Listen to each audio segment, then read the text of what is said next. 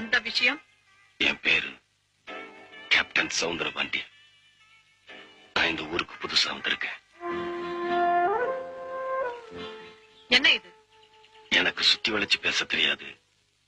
ஒரு கல்யாண விஷயமா உங்களை பார்த்து பேசிட்டு போலான்னு வந்தேன்.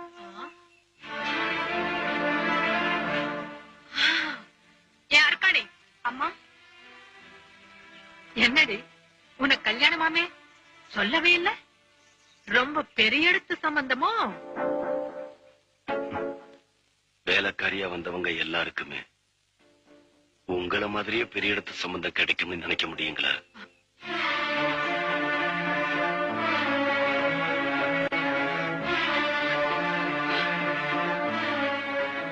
நீங்க கொஞ்சம் உள்ள போங்க, நான் பேசிட்டு வந்துடுறேன்.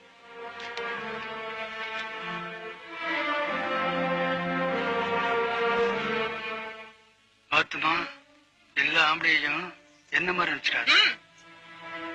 சரி சரி சரி, விஷயத்துக்கு வருவோம். நானும் சுத்தி வளைச்சு பேச விரும்பல.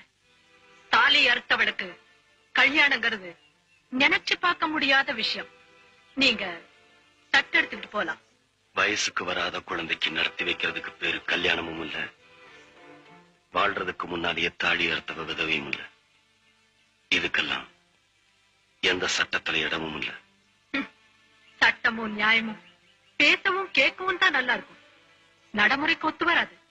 ஒத்து வராத நடைமுறையை ஒழுங்குபடுத்துறதுதான் சட்டம். அது உலகத்துக்கு வேணா சரியா இருக்கலாம். இந்த ஊர்ல, அதுவும் இந்த வீட்டுல நான் சொல்றதுதான் சட்டம். என்ன மீறி எதுவும் நடந்துட முடியாது. பொன்னியோட வாழ்க்கை முடிஞ்சு போன ஒரு கதை. முடிஞ்சு போன கதையை கூட எப்படி தொடங்கி வைக்க முடியும்னு எனக்கு தெரியும். நேராவே கேட்கிறேன், பொன்னியை நீங்களாவே அசோக்கு கல்யாணம் பண்ணி கொடுக்குறீங்களா, இல்ல அந்த நல்ல காரியத்தை நானே செஞ்சு முடிக்கட்டுமா? என் வீட்டுல இருந்து ஒரு துரும்ப எனக்கு தெரியாம எடுத்துக்கிட்டு போனா கூட அது எடுத்தவன் உயிரோட இருக்கவே முடியாது. என் பொண்ணையே எடுத்துட்டு போனா என்ன நடக்கும்னு தெரியுமா? கடமையை மட்டுமே செஞ்சு உரமேறணும் உடம்பு.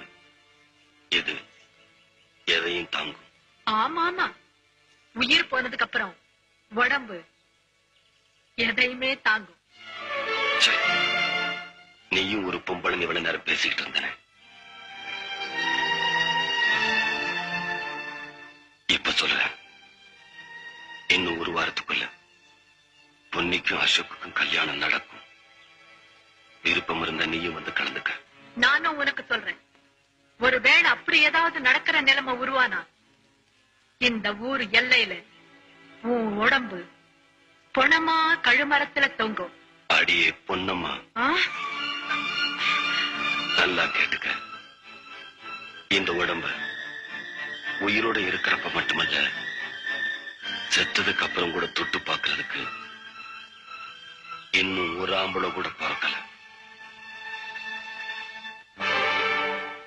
கூடிய சீக்கிரம் நல்ல செய்தி சொல்லி அனுப்புறேன்.